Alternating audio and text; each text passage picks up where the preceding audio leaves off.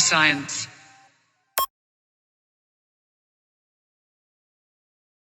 What's up, guys? This is Rando Science. That was such good teamwork. Wow, we're getting really good at this. That was great. Yeah. This giant donkey is a super jiggly failure. Game over.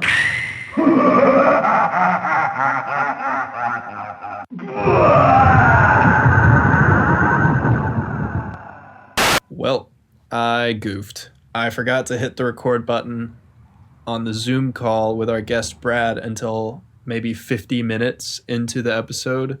And this really screwed us up a lot more than we thought, because not only did we lose the video for Brad, but it actually also lost the audio for Brad, because we currently don't have a setup for recording our guests separately.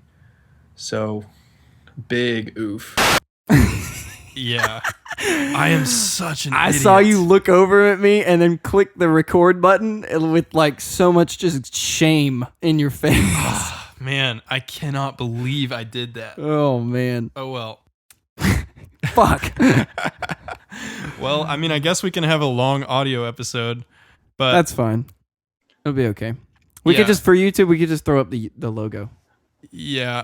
Yeah, you could do that, or you could just say there's an extended version out on, Stitcher. Or we whatever. can just re-record the intro right now and then post all of this for the audio. Oh, my God. But then only post from here on for the video. I think that's fine. Yeah, That's fine that with works. me. All Yeah, right. y'all go ahead. Yeah. Rando Science. What's up, everybody? This is Rando Science. Hey, We just made a welcome huge to our mistake. show. Andrew's a fucking idiot. Yeah, I made a mistake. So we're going to start recording video now. If you're watching this, you're missing out on a little bit, but you can go listen to it on Yep. Apple, Google, Spotify. Yep. If you want to hear other stuff, Yeah, if you want to hear some of our other conversation, consider it bonus content. bonus Guys. content. But while we have you here, if you want to donate to our podcast, you can do that by going to patreon.com, patreon.com/randoscience. This is the second time we're doing this. This is why it's so funny. Oh, man. If you don't want to do monthly subscriptions, though, we just got a Cash App, and you can just donate one time only. That's Send us Cash that App. cash, boy. Yeah, it's $Rando Science. You can send us cash. Today we have Brad Robinson. Rando science. Brad works in IT at His name is CGI. Brad, but His full he name's used- Brandon. Yep, but he used to go by Brando, Yeah. so he's perfect for this show. Yeah. So say Right. hi, Brad. Hi. Thank Hey. you, Brad. All right. Now we can just pick up where we left off as if nothing happened. Right. Before this, we were talking about Mac and Windows and Linux and stuff like that. So Brad told us that he uses all three, but his daily driver is Linux. So what version of Linux? This is going to be a real programming heavy Oh, yeah. episode. I already knew that. So we're just going to go ahead and Yeah, dive right in. just, get used to it. Brad, what version of Linux do you use? So I'm on Pop! OS. It's a derivative of Debian and then Ubuntu. For me, Arc is interesting. I want to look at it a little bit more, but it's more important to me that I have something that's just durable, out of the that box. works. Exactly. Yeah. And for me, Pop! OS does that. I've got a dedicated GPU, and they do the best job with NVIDIA. So that Really? was kind of the obvious choice. For me. Okay, that makes sense. Yeah. Yeah. I would look into Manjaro. Manjaro's pretty good. That's what I've been running. I like it a That's, lot because I've it's looked a at that Arch. one. It's Arch based But easy install, right? and easy install. Yeah. Okay. So like you have everything set up that you would need. You don't have to like install all your freaking fonts, and you don't have to Literally everything. Yeah, you literally don't not all the So bullshit that Andrew does every time he has to Yeah. set up his Arch. I'm a true Arch guy. Oh, God. You're like yeah. a vegan. It Dude. really is. Hi, I'm Andrew, Either- and I use Arch. It's just- That's how he introduces himself everywhere. I exactly. can't take him to like restaurants or Well, anything. whenever I'm going to introduce myself that way, I make sure I grow out my neck beard really, Oh my God. have to. just to make sure, people feel really intimidated whenever I say that. Right. But no, I mean, okay, so first of all, I'm on a ThinkPad, and the battery on it for some reason is just absolute shit. It's so weird. Yeah, like I don't understand it. It Well, doesn't even. Sorry, go ahead. I mean, TLP was made for Lenovo's, and it's literally built for battery life on Lenovo ThinkPads. Do you use Um, TLP? So I use PowerTop. Isn't that similar to TLP?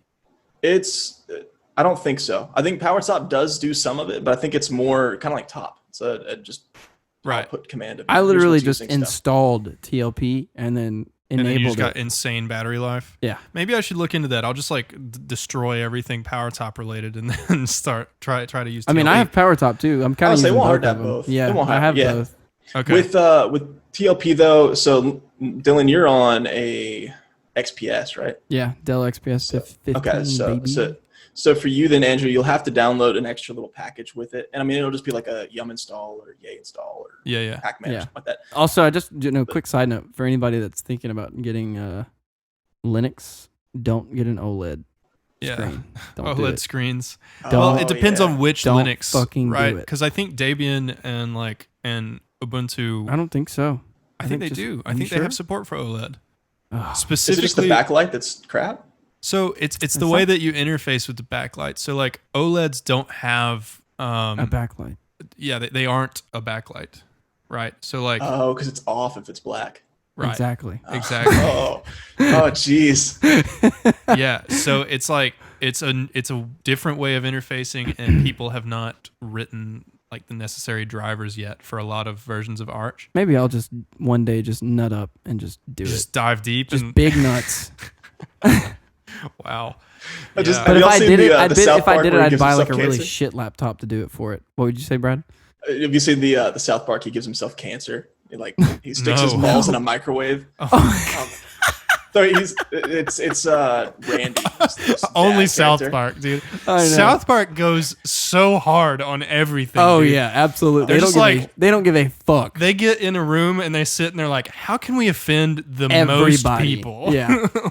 That whole episode is just gold because it's the dad finds out that he can get free weed or medicinal weed that's legal if he has cancer, and so he's like sitting outside tanning with an X-ray machine on his face and just like Oh my just God. trying all these awful things. And he's like, wait, this takes like 10 years to do. Okay, so what's faster? And he sticks his nuts in a microwave and just Wow. turns it on. And the next morning he wakes up and his balls are just like a foot each. Oh my And, god. And he's just like, yes, it worked. Wow. And within Wow. like 3 days, he's like bouncing around town because he no longer can use his feet. Like his balls are that big. Oh my And so he's gosh. just I think bouncing I've seen around. parts of this episode. I think I It's know what you're absolutely talking about. awful. Oh, So are man. you a big South Park fan? Yeah. I love like the commentary. Some of it, I mean, they like you said, they go out of their way to offend everybody. So some of it, I'm like, wow, it's a little offensive. But that's kind of the It's so point worth of it though. I think yeah, that it's means it's working. Exactly, because I mean, their whole thing. I read a comment on YouTube a while back, which is clearly truth, but it was talking Right. about South Park's whole motto is not that it's cool to be offended; it's that it's cool to be not offended.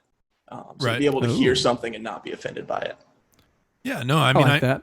I agree with that because like South Park, so as opposed to things like, Family Guy, American Dad, maybe even Rick and Morty a little bit, Yeah. like South Park is not necessarily targeting a very typical like Christian American audience, like South Park is targeting Everybody. everyone that you can make fun of, which Yep. is almost everybody. Like, yeah. Wait, any who do you think you can't make fun of? I mean, like, I think it's pretty hard to make fun of somebody that doesn't get offended. Oh well, yeah, for sure. Well, I mean, there was the thing with Muhammad on there where it was just like a censored bar, Yeah. and like they dude, put him inside of a teddy bear suit, and they still couldn't show it. And, What? ridiculous. Yeah. Dude, so speaking of Muhammad, have you heard about this is from Joe Rogan's like comedy special. So, there was like all those terrorist attacks in France because there was like a newspaper or something that was publishing cartoons with Muhammad in them. I heard about that. It was like 2 years ago, 3 years ago. Right. Okay. Which is like supposedly, I mean, I guess it's not supposedly, which is highly offensive to people of that, or some people of that religion, and so it was like a super dark moment in the world because it was like, kind of, do we actually have free speech if we're not allowed to publish these cartoons? Right. And if people are literally going to have their lives threatened for publishing these cartoons. And then in Texas, at the same, like around the same time in Texas, they held a Draw Muhammad contest. No, they didn't. That's awesome. They did. Yeah. And then, and then like these two, apparently these two sort of like radical, more radical Muslims came to it and tried to start some trouble. Like, I think they even tried to shoot some people. And then like people in Texas, obviously a lot of them are licensed Wrong place to try to carry shoot somebody. weapons. Yeah. And they like took them down. Right. Yeah. You can look it up. It happened in Garland, Texas. This is from Joe Rogan's comedy Wow. special. But yeah, like That is wild. yeah, just like the whole thing about like South Park and Muhammad and whether or not you can include him in a cartoon made me think of that. A Draw Wonder- Muhammad contest. Trauma. Do you think they knew, or was it just like coincidental, the timing? No, it was 100% on purpose. So like they heard about it and they're like, you know what we'll do? This is Yeah. Texas. Oh, Yeah, no, This they is literally Texas. they heard about it and they were like, "We'll show you who we can and can't draw." that's Oh awesome. my god. Yeah, like exactly. Like, come on down, man. We'll show you what we can draw. Don't mess just with want- Texas, son. I just wonder where the line is. Like if it's a stick figure and you say that's Muhammad, like is that? I Is that guess. it? I mean, Can, like, can you just draw a stick figure and under it just write Muhammad? the Well, I name? think that's kind of the point, right? Is like at what point is it offensive, and like at what point should you censor it, right? Right. So that's the problem with a lot of these things with like what you should and shouldn't be able to say is like A, who's going to enforce it, and then B, where's the line? Yeah. Right. And like, And we're talking about it like it's actually formalized, like there's some sort of law out there. But this is just somebody that sees a picture and they're like, that's completely offensive. I'm going to kill you. yeah, Exactly. Like Yeah. one person sees it, they're offended. So now it needs to be taken down. Right. Well, I mean, I'm more making a comment on kind of like trends politically where people are increasingly trying to control what you can and can't say. And then things like, cancel culture online where like you say something on Twitter or Instagram and then you have this like From like massive 6 years ago. Yeah, Have you and heard then you about just- Dan Harmon? Yeah. All the stuff going on with the video that he made like forever ago that he's already apologized about. Yeah. Like he already had shit come up It- about this. so and it he, also- like, apologized for it. It also makes me think of Community. Have you seen Community, Brad? I've seen like the first 2 episodes. Dude, it's such a good show. And I'm not just saying that because I'm a big Dan Harmon fan, but I'm not just saying that because I'm a Dan Harmon fan. But it's a really good show. And they have an episode called Dungeons and Dragons. And in the episode... I think I've seen this episode actually. Yeah. In the episode, the guy that plays the naked Asian in The Hangover, Oh yeah, that guy. I forget his name. I think don't it's know. Ken Jong. I think Something with a Kim, maybe. I think no, it's Ken. Is it Ken? Yeah, I have no I don't idea. know. I don't know his name. I think it's Ken. Anyway, the guy that plays everybody knows that from the description. The Yeah, I guy was that like, plays I the know him. naked Asian that jumps out of the trunk in The Hangover. Right, that It's guy. the like, you want to fuck on me? Got that guy. Okay. So he paints himself solid black, like literally the color black. And because of all of the stuff that's going on with George Floyd and the Black Lives Matter movement, they pulled that episode because they were saying that was, doing blackface, which is crazy to me. And it's like, it's not to like, What was the context of him painting himself black? they were in Dungeons and Dragons and he was like pretending to be some mythical creature that was painted completely black. Wow. Yeah. There was no It's just racial ridiculous then. implication there. That's yeah. that's like It's weird. I'm surprised that they haven't like banned Tropic Thunder from every Exactly. fucking like streaming service Yeah. ever. No, I know. It's like, it's so crazy. Because Tropic Thunder is such a good Dude, movie. I love that movie. It is I don't- gold. Brad, have you seen Tropic Thunder? No, I've seen little bits and pieces of it, but not the whole Oh thing. my god, Yeah. it's so good. It's such a good movie. It's so good. Yeah, it's like you definitely wouldn't be able to make it nowadays. No, Like, you would get It's pretty. crucified Yeah, if you made it today. it's pretty offensive. Like It's by very nowadays offensive. standards. Yeah, Yeah. it's I mean, very that's offensive. everything though. I mean, if you were to make friends nowadays, Oh, it's yeah. just, That is true.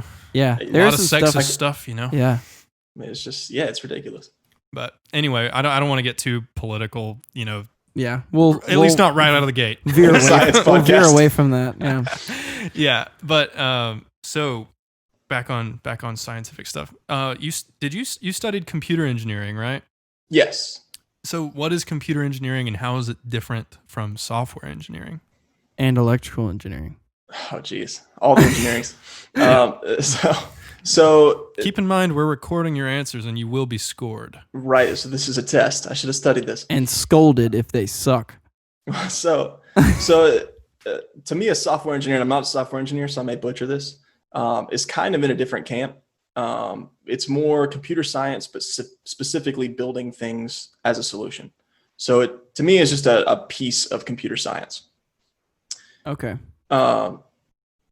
Electrical engineering, I think everybody's pretty clear on that. It's more of like an infrastructure, again, kind of providing a solution to the power problem. Right. And then you've got electricians that actually go out in the field and set things up. And the job of a computer engineer is kind of to have one foot on both sides. So you're supposed to be able to speak to the computer scientists and to the electrical engineers and kind of be able to translate a little bit and know enough about both subjects that you can kind of facilitate a discussion and actually bounce some ideas around and then take that back to the other side. So it's kind of a niche area. It's a very gray area, which is the stuff that I love. It's just like the in-between. Like it's purposefully straddling a fence. So you like straddling fences? It's a hobby of mine. What else do you like to straddle, Brad? Really just fences. Just fences. Oh my god. Just fences. Okay. We'll stick to fences for now. But that's kind of where, and there's different disciplines within it. So I mean, one of the big areas is like programmable logic controls, or PLCs, which are used everywhere. I mean, the classic example is kind of a traffic light, which I don't think are technically PLCs anymore, but it's an easy example of you're basically doing these logic gates at either circuit level machine, or right. It's just a state machine. Yeah. So it's just finite state machine, though. Yeah. look at you. Wow. So it's Sorry. It's basic stuff. You're just saying if this is true and that is true, then do this. If this is true and that other thing is true, then do something else. Right. And it uses what's called ladder logic, and there's a couple different types, but that's a very common one. And that just means you start at the top, run to the bottom, and then when you get to the bottom, you start at the top again. So it just runs over and over. So that's common for computer engineers. And then you've got embedded systems, which would be microcontrollers, and that could be anything from moon rovers to set-top boxes for cable. So when you say embedded systems, you mean like just where like the software starts to interface with the hardware? Or like, I've always been pretty like I don't really know, like when people say embedded systems, I'm like, I kind of know what you mean, but like not really. Well, so it's kind of what it sounds like. So it's a mini OS inside of a larger system. Okay. So my senior design project, we sent a satellite into space, and it was the part that I was in control of was chip design and initial programming for basically the brain for it. Was that a CubeSat It program? was. Okay, Yeah, cool. CubeSat. Cool. Okay. Yeah, So I think we do have one of those here at Auburn, right? we do. It's also a senior design project. Yeah. Doing CubeSats. Yeah. Yeah, Go ahead. it's pretty neat. But yeah, the piece that I was doing was kind of the interface between all the different components, because when you send something into space, you have to worry about power management because it's got to do its thing and it's got to have power to do that. Right. Then obviously there's a payload because you're not just going to send a hunk of metal up there that does nothing. For us, we were measuring like the thickness of plasma in the atmosphere and trying to find kind of trends and patterns, and that could help with accuracy for GPS. It could help with weather prediction, all kinds of stuff. Dude, plasma is such a crazy, interesting topic. We'll get into that about it. Yeah, so we'll get into that in a it. second. I'm But down. or maybe. But anyway, sorry. Continue. Right. Yeah. But see, you've got your power, you've got your actual payload, you've got positional systems, because if it say something bumps it, even just another satellite, if it bumps it, that could really mess things up. So you've got gyroscopes that are figuring things out, and you've got to have a way to turn it if possible, which typically you spin something in the opposite direction, and because you're in space, the satellite turns the way that you want it to. So you've got all these different components that have to speak to each other, and it was my part to do that, to facilitate the speaking to each other. That's really cool. That is really cool. So I had a real big, high level question. Was it bigly? It was bigly. This guy, Yeah. Bigly. Gosh, Trump. It's going to be fantastic. It's a real good question. it's huge. It's gonna be huge. Everybody likes this question. Everybody likes it that I've talked to. He has a great Trump impression. That was really good. That was It's really good. so good. He's only talked to his wife and his son, but everybody Yeah, loves him. exactly. No. Everybody likes it. These are good people. Good people like this question. Oh my god. Now you're immediately evil if you don't like the question. That's pretty smart. It's pretty smart. Yeah.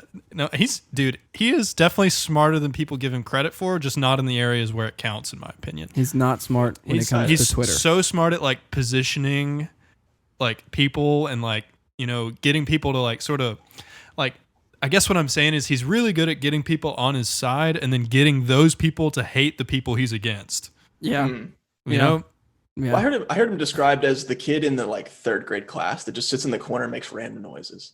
You just sit in the corner and the teacher's trying to teach whatever, and he's just like, nah, just random noises, and the whole class turns and like, what do you want? I think it's a little bit, I think it's maybe a little more than that, but that's definitely like a component of it. Like he is 100% willing to be the guy that just disrupts everything. Yep. Which I mean, to be fair, that's a skill in itself. It really is. Like to be that confident where you just don't care. Just don't give a shit. Dude, like to be the president of the United States and then not even have someone proofread your tweets. Yeah. That's kind of wild. That's ballsy, like man. It's super ballsy. But so back to the bigly question. So we mentioned like PLCs, which you said it's programmable logic control. Yep. Is that correct? Lit. So, and Nailed you said it. it's just a bunch of kind of if-then statements. Like if this is true and this is true, then do this. It's a state machine. So this is the big question. Do you think that a system of states like that, if it was big enough and had enough states, do you think I know where you're going with this. Do you think that it would become like intelligent? Do you think it would become human almost? You asking the AI question? Basically, but Brad just completely like. But so I guess like the question underneath the question is, do you think that we can encode all of like human intelligence with just bits? I think we can get a long ways. Okay. I think what's difficult, I think the training is a big thing, and you could potentially do that with a state machine.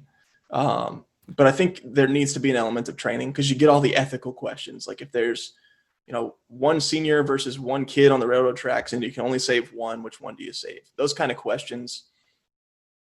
Who's responsible if it makes the bad call? Is it the programmer's fault? Is it a philosopher's fault that they consulted with? Is it the actual hardware? You can't blame a computer. So those kind of things, I think you just have to train. You just have to say, like, in that case, you should do this. And the computer has to learn over time. So I would even say that actually gets into something even more interesting, in my opinion, which is computers are sort of notoriously bad with paradoxes. So, like for example, in Python, you can redefine the variable true. That's awesome. To mean something else. Oh yeah, I remember you showed me that. You can't do it in like new Python versions, can you? No, I don't think in Python 3 you can still do it, but in Python 2 I think you still can. Yeah, I remember. Which is so crazy. You could set true equal to false. Yeah, and then, which can create a paradox basically. Yeah. Is that saying like variable true equals string false, or is that the actual like? No. No, literally true equals primitive false. True. Wow. Assigning it to yes, because what true actually points to, because Python's object oriented. And which means so everything is an object, including true and false. So it just points to something, and you're just reassigning that reference to something else. Right. Sounds very C-like. Okay. Yeah, it's very weird. So you can create this paradox, but that's one interesting thing about the human brain is that we're able to see things like that, where it's like, okay, you've got a senior and a kid on 2 train tracks, and you're the switcher. You get to decide who dies. And we're able to see that it's like, okay, in either case, we're losing human life. But we're also kind of simultaneously able to hold in our brains that this is like hypothetical and probably not super useful in practice. Right? Right. Because like, how often are you going to be in this situation? Never. I'm sure hopefully ethical philosophers, ethical professors would argue, oh, you're in this situation all the time because that's their job security. Every day. But computers really can't do that. So it's like, that's an interesting question of why. Like, why can humans think about, like, for another paradox is like the next statement is false, and then you say like the previous statement was true.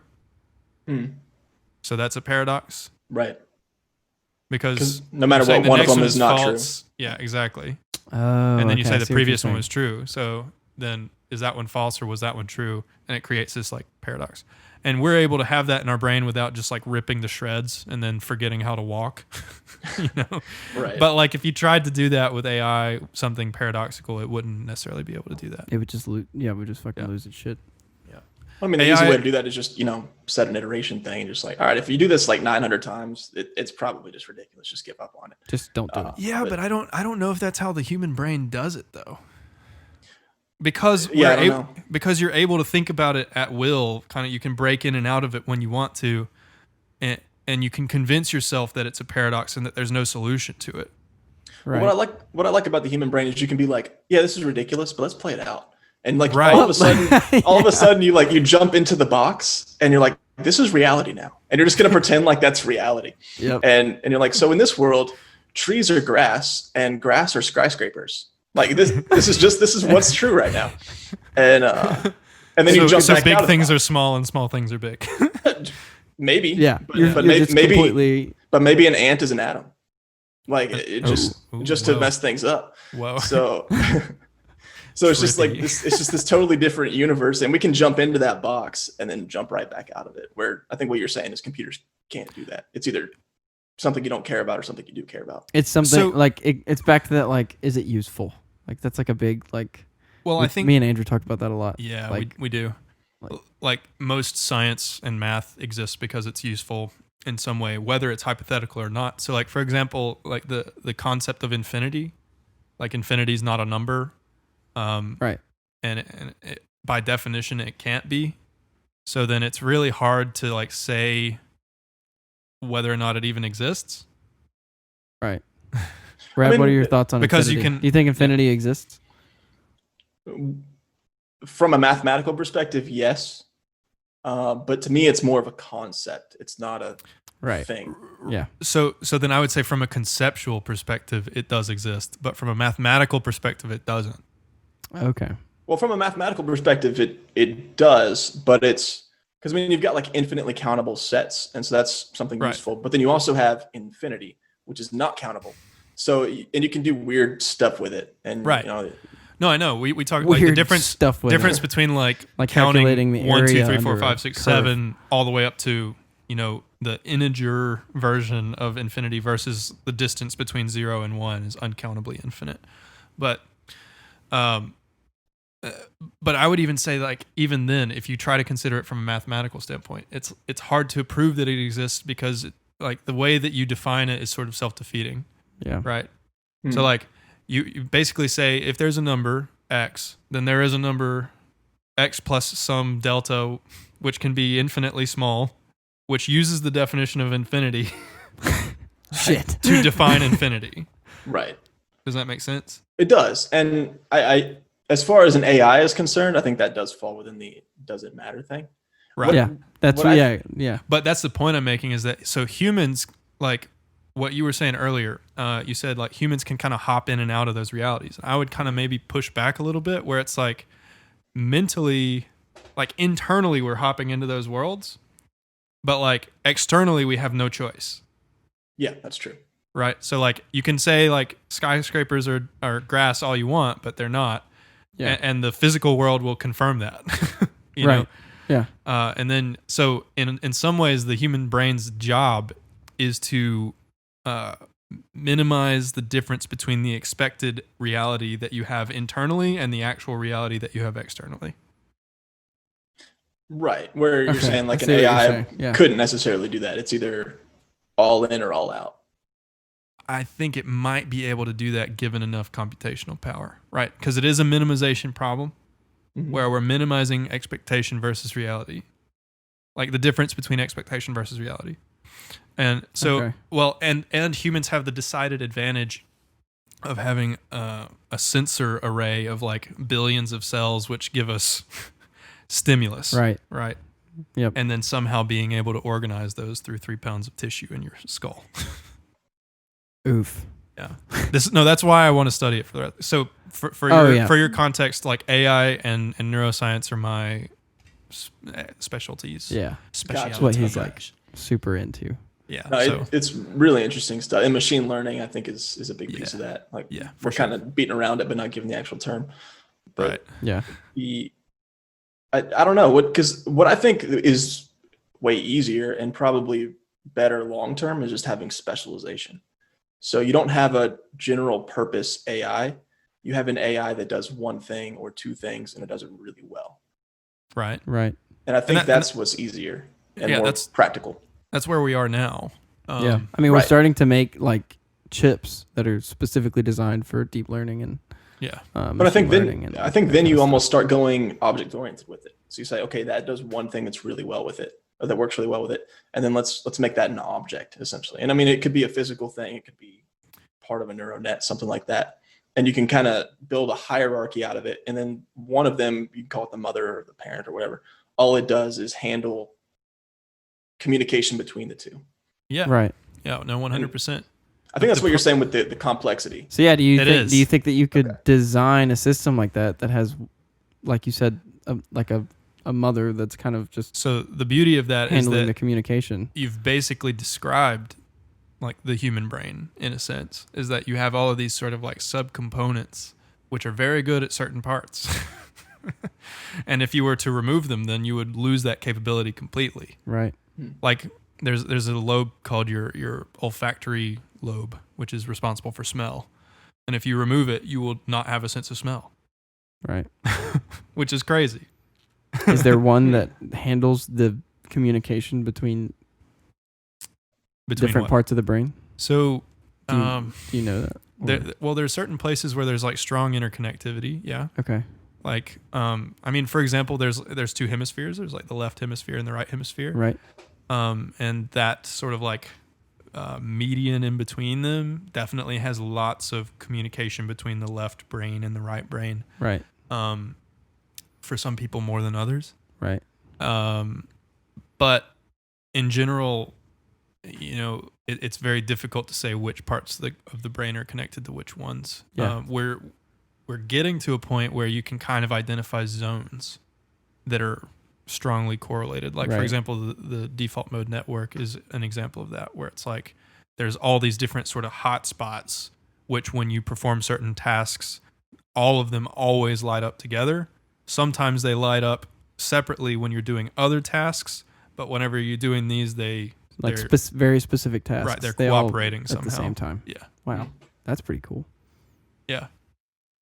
I would say theoretically we could get to that point as far as machines. Yeah, I think so too. To me, With I don't enough know what compute the power, for sure. to me it sounds more like it's just kind of a fun project. To me, I don't see much of an application for it because everything we've got is just it's more specialized than that. I could not disagree more, though. Really? Okay, so where am I off there then? So the problem, or not the problem. I don't want to make it sound like you're, Oh, I don't. You're mind making that. a mistake. You're making a grave mistake, Brad. No. So if we had an artificial general intelligence, right, which is at human level intelligence or higher, the prevailing assumption is that it would be able to learn quicker than traditional humans. Therefore, it would be able to accomplish more work than traditional humans in the same amount of time. So, for example, maybe in the first iteration, it is able to just learn how to, make to be 1.2 times more productive than one human. Mm-hmm. Right. But just like with all technology, so like if we were to start as cavemen and we had rocks, right, and then we bang those rocks against other rocks, and now we have a sharp rock.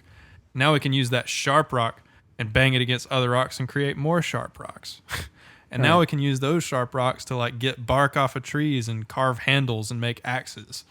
And like, so as you create technology, you create more technology sort of implicitly.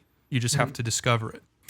So then the idea is that when you have an artificial general intelligence, it will exponentially increase in intelligence, not just linearly. So if it's 1.2 times more productive than a human, eventually it will learn, or not eventually, very quickly it will learn to be 1.5 times more productive, and then 2 times more productive, and then 4 times more productive. So, And so on and so if you were to extend that sort of indefinitely, eventually this artificial general intelligence will figure out all of the problems that we could ever face as humans, right? Now, this is very theoretical, Brad. Like, I'm not saying that we're even on the cusp of this. We're really not. Yeah. Mm-hmm. But the idea, there's a really cool idea called I think it's like interparticulate superintelligences or superintelligence. Yeah, something like that. IPSI maybe. But the idea is that, and this is Ben Goertzel. He talks about this. I knew I recognized. So the idea is that eventually these intelligences would become so smart that they would realize that because of the physical laws of the universe, their objective should be to make themselves smaller. All right. Yep. Physically smaller. Okay. Because on a quantum level, you can sort of disobey a lot of traditional Newtonian physics. Right. And access, energy sources and all sorts of like strange, phenomena that you would not be able to access if you were a larger object. Namely, like light speed travel. Yeah. would be a good example of something like that, or near light speed travel. So then they could make themselves that small eventually and basically rule the universe through quantum physics. Right. That's wild. It is. It's a huge idea. Oh yeah. I'm taking it in and thinking about a couple things, but okay. No, feel free to disagree. Like I'm open to. It's a super cool idea. Yeah, honestly. I'm not sure yeah. I'm fully convinced on it. I'm fully convinced that AGI is going to be useful, like highly useful. I mean, if we ever got artificial general intelligence, it would definitely be useful. I think it would be useful for like cross discipline. There was a study or something that my professor told me at some point in college that they had a basic AGI that was comparing various studies in the medical field, and it was able to find that people that took excess amounts of fish oil or didn't take that amount of fish oil are very deficient in the omega-3s, that they were more susceptible or less susceptible to this type of cancer. And so they were like, okay, well, that could be a preventative for this type of thing. And it was a connection between two studies, kind of a meta-analysis, but it did that for people, and it would have connected things that we necessarily wouldn't have caught. So I could definitely see a benefit there. I do wonder if once it starts solving all of our problems, if we become less human.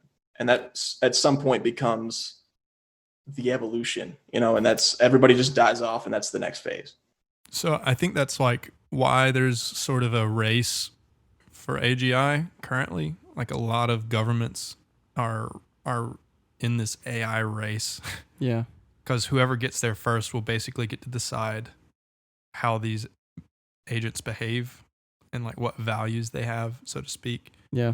But I mean, I'm not convinced that's even true, because eventually if it's going to be able to learn, it's got to be able to like sort of self-modify. So then it could sort of install its own values.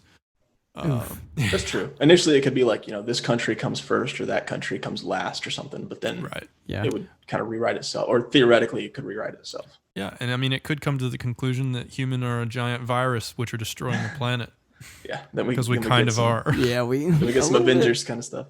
Yeah. Yeah. Ultron. But even just the solving our problems, I think part of what makes us human is something to overcome. And when there's nothing to overcome, we kind of just become complacent and stop caring about any and everything. And so at that point, it's like, well, what's even the point of living? Like all of our problems are fixed and life is perfect and it's awesome for a day or two. And then you just find something small. Like, that's the problem I have to overcome now. And that's, I think, part of what's happening to America now is we've had it good for a while. And so we're finding smaller and smaller areas that we can focus on, which is good in a lot of ways.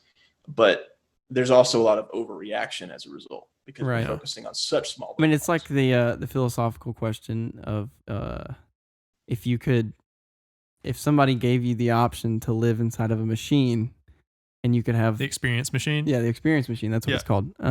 Where you could just live inside of this machine and basically design your own life. Yeah, and you could maximize your own happiness. Yeah, just live your dream life, but you would have no idea that you were in a machine. Yeah. Would you do it? And a lot of people say no. Yeah, because what a lot of people, their justification is that it's not real. But you would have no idea. But you wouldn't know that you it's wouldn't not real. know what it wasn't, that it Exactly. wasn't real. So the some so like the Ex ethical Machina Matrix kind of stuff right there. Yeah. And a lot of people even go on to say that, like, oh, well, you know, there's a lot of value in hardship.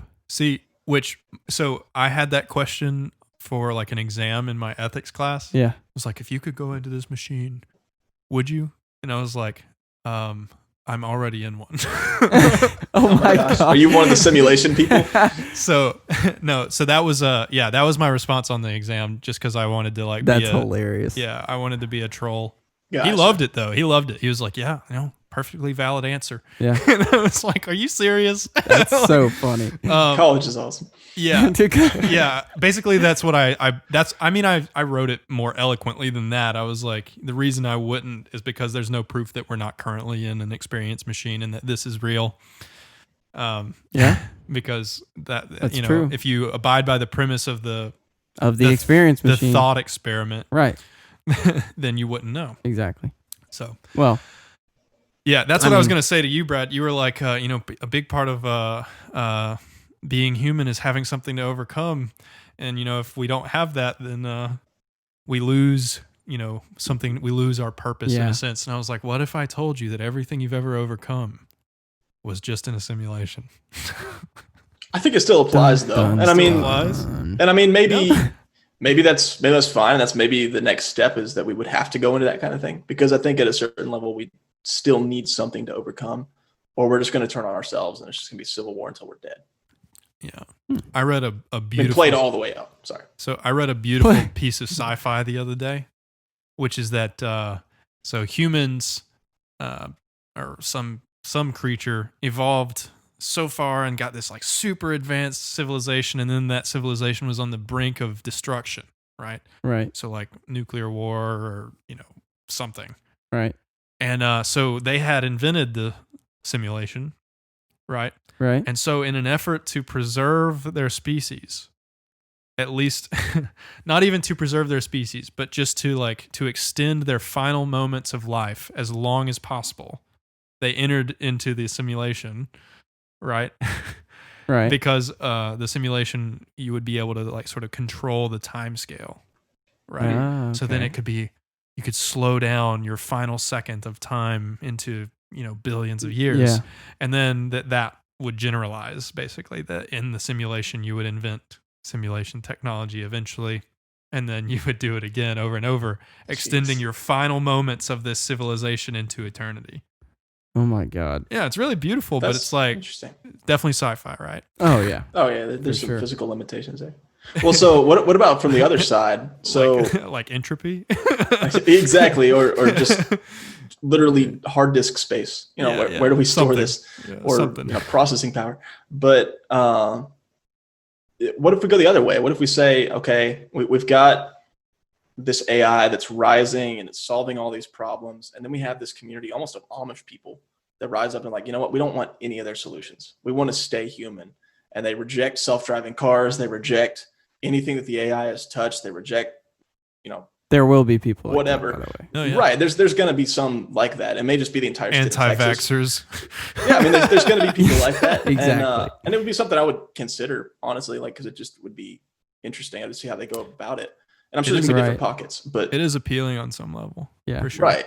So at that point, are they an enemy now and the AI has to take them down? Do they survive? Is it City of Ember and they all live underground?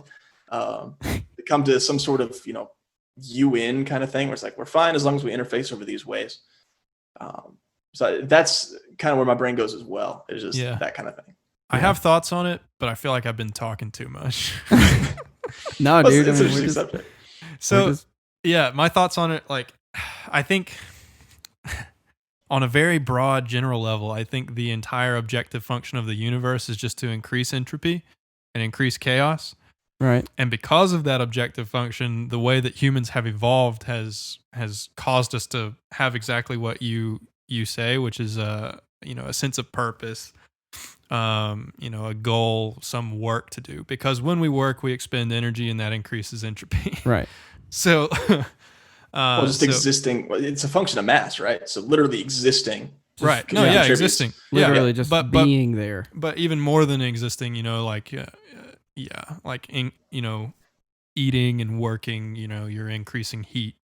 So Breathing. breathing. Just, blinking. Metabolism is kind of like entropy, or at least it's increasing entropy.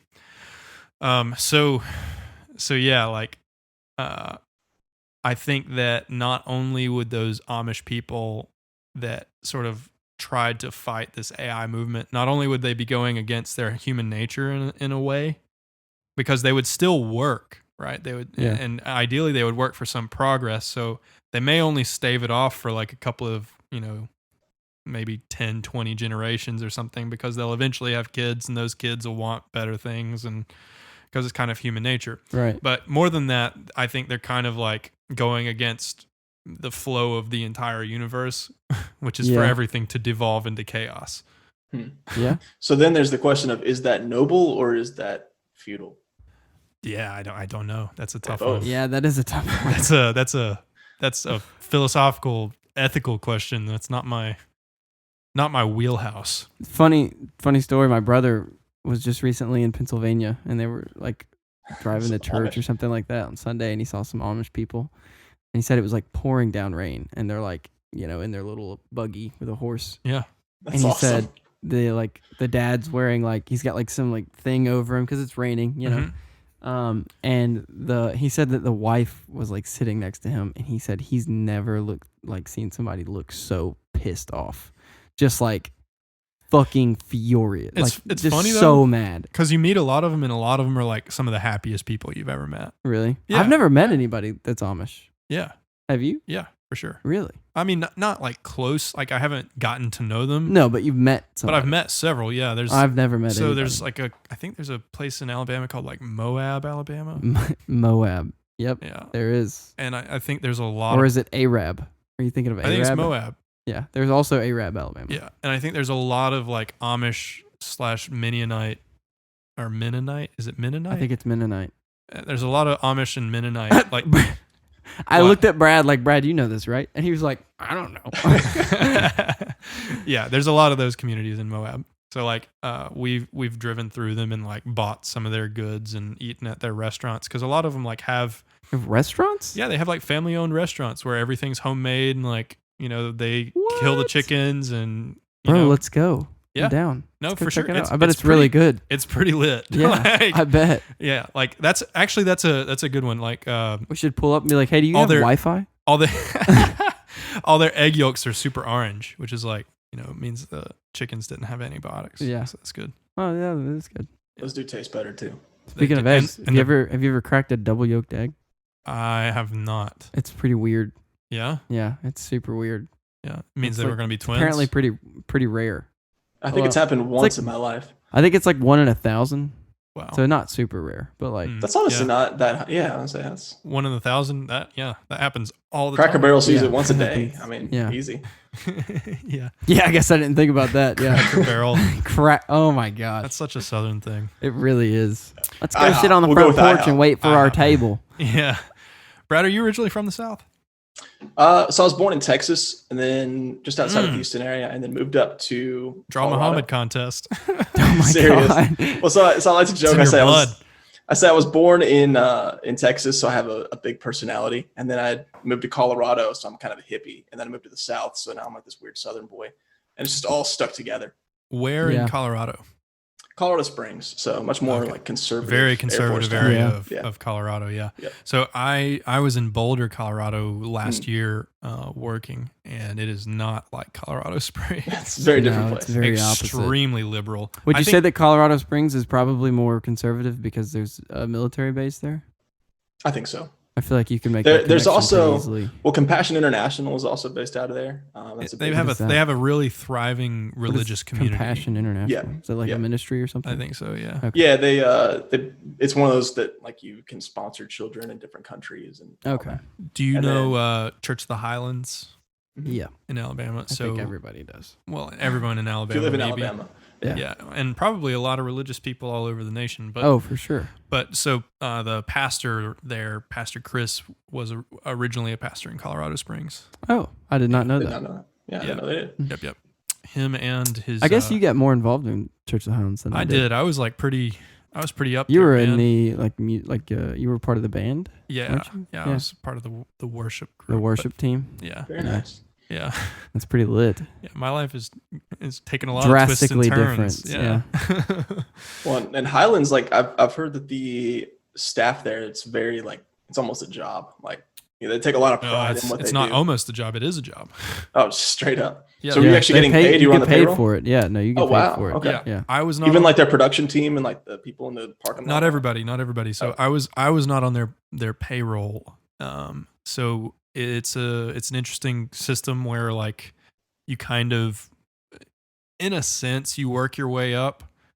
You know, like it's the most like corporate sort of church environment that I've ever been a part of, where you put in your hours and you like, you know, I don't want to make it sound cultish, but it's like you please your superior. Yeah. I know what you mean. Yeah, like I've been a part of it. Yeah. That's similar system. Yeah, so it's like it's in a way it's a little political. It's very political. Yeah. So it's an interesting. I don't want to like talk bad about it for No, anybody I don't who's think religious or who attends Church of the Highlands, but like it was a very unique system of like getting in and working your way up. Yeah. It's very close knit. Yeah. Is a good word for it. And actually, so there's a really interesting there's a couple of business. They all marry each other, by the way. Wait, what? I always make the joke that if you want to get married, then go to Church of the Highlands. Yeah, that's true. Yeah. They do have a lot of like weddings. I was going to say there's an interesting business book which talks about large corporations and what issues they will typically face. Mm-hmm. And for corporations which are designed like the way Church of the Highlands operates, and are at the like size, hierarchical. Yeah, very structure. hierarchical. But kind of like in a way where it's like, you know, you have a base of, you have a very large base, right, of people that are actually like doing the work, right, and then you have like a lot of managers, right, and like several layers of managers even, right. And what they say in this business book is what they will suffer from that structure and from scale is that your lower and middle management will struggle to get feedback up the chain to higher management. Okay, And that that's, makes sense. And that's like exactly what Highland struggles with. I feel like that's kind of what happens in like, yeah. I mean, Yeah. you can kind of see it in all those. Like the moment, so like if you're just an attender and you're kind of like just going to Highlands and getting like free coffee and enjoying the services, then like you'll be fine. You won't have any problems. But the moment you become that like lower manager, i.e., small group leader, a worship leader, or like, you know, you're parking lot team you're serving, leader. you're serving, then you'll struggle to get feedback up to higher management. Yeah. Yeah. And even the higher up you get, I've experienced that. there's also kind of a like, you have to mold to the culture to get higher up. So a lot of people will like kind of work their way up the rungs thinking, oh, I'm going to change it from the inside out. Right. And it's like, well, the requisite of getting higher up higher up the rungs is changing to be like them. Yeah, exactly. So it's like there's no way that you it's like what happens to a politician. Like they get you like usually probably just a normal person gets into politics and they're like, oh, I'm gonna change the world. Yep. You know, I'm gonna make a difference. Blah blah blah. Yep. But to get to a higher status in politics, you have to be a to change. politician. Yeah, Yeah, you have to be change. like them. Yeah. Otherwise, you will not succeed. We started on politics and then we went science and then now we're on religion. Yeah, Just cover all the taboo topics. I told dude, this is just every time I talk to Brad, this is how we. I mean, Yeah. All over Brad, the do you place. think aliens exist? I don't know. Just to jump right So into it. define Yeah. aliens. Define aliens. Do you think intelligent life exists not from this earth? I don't know. I think on a spiritual level, yeah, I definitely think so. Because I mean, I am. What do you Christian. mean on a I- spiritual level? Well, I am Christian, so I do believe that there are angels. I don't think people become angels. I think angels are angels, and people are people. And when you die, you get your heavenly body at the end of times. But I do think demons are a thing, and demons aren't, Hitler's not a demon. So I think that those are entities, and they do have a place on this world. Okay. And I think that they can manifest themselves physically. So that's what I mean from the spiritual perspective. As far as physical stuff, maybe. But I think it's more intelligent life in the sense of like a bacteria, just from what we've seen, as opposed to gray aliens. It's hard to around. tell because the universe is so vast. I would right? say I'd say it's almost certain that there's other life. That it's just like, like he's saying, it's like microorganisms, and it's just like there's outside of our microorganisms for sure. It's outside of our resolution or, what's the word? Range to observe them. Yeah, at the moment. Yeah. Right. And then, I mean, you do see these documentaries and this footage, and some of them are more convincing than others. I mean, some of them are like, that's a smudge. Like, you're driving, that's a smudge. The light cottage is right. That's it. And some of them you're like, okay, that is swamp gas. But then... Wait, what? What did you say? It's like talking about how people will like what? post a video and they're like, oh, it's a UFO. And he said, well, that's just a smudge on the window. And the light just hit it right. I thought you said the light cottage is right. And I was like, what? Oh, yeah, light cottage cheese. It's the best kind of UFO. Light cottage cheese. Cottage cheese. It's lower calorie, a little better fat for you. Yeah, it's just right. No, but yeah, if the light catches a smudge just right, then somebody will see, something that's not there. But other ones are a little bit more convincing. I mean, you get the stuff where, entire towns. There's one in Connecticut where like 5 or 6 different families like lost hours of time and remember things happening, and they didn't really know each other at the time, but their stories all kind of line up. So whether it was aliens, I don't know, but something happened, and it's hard to say what. So maybe. I haven't heard that. That's wild. So have you heard of it happened forever ago, but it was kind of like brought into news fairly recently again. There was a UFO, and there was like an aircraft carrier with some jets, and basically they were like tracking this thing, and it looked like it was underwater. Okay, and so they located it, and then these jets were doing a downward descent to identify the object, and then it elevated several miles, and then like flew several miles in a couple of seconds. Jesus. Yeah. So like, it's not a smudge. No, it's not a smudge. And it's on multiple instruments, on multiple jets from this aircraft carrier. It was on the radar on the aircraft carrier, which is how they identified it in the first place. Right. And then, and then they confirmed its location and stuff.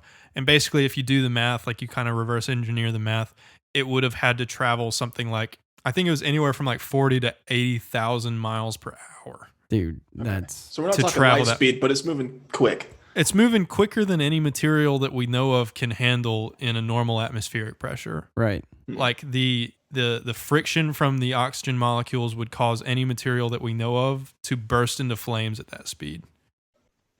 Yeah. I had not heard of that. I mean, I've heard of similar cases. I hadn't heard of the one just recently. I hadn't heard of that one. Yeah. Yeah. The Pentagon just recently like released that. Like it's like, this is like you should look it up. It's really freaking cool. And I don't think I've seen the footage. Have you watched? Is there footage of it? So there's instrument footage from the jets. Okay. So you can see the bogey, and then it flies off the radar. Jets have these like sort of tools where they have this they draw this rectangle on the object, and if it's moving, the rectangle will like lock on the object and like track it. You can see it, and it's just like, it is hauling ass, man. And this guy draws a rectangle and he gets it on, and then you can just hear all the pilots like, "Oh, bro, did you just box that, dude?" It's those total surfers. Yeah, that's so great. I mean, they're like, okay, that's a terrible accent for them, but they're like, typical like jocks, like, "Oh, bro, did you just box that, man?" Like, that's so awesome. Yeah, bro, I just boxed it. I got it.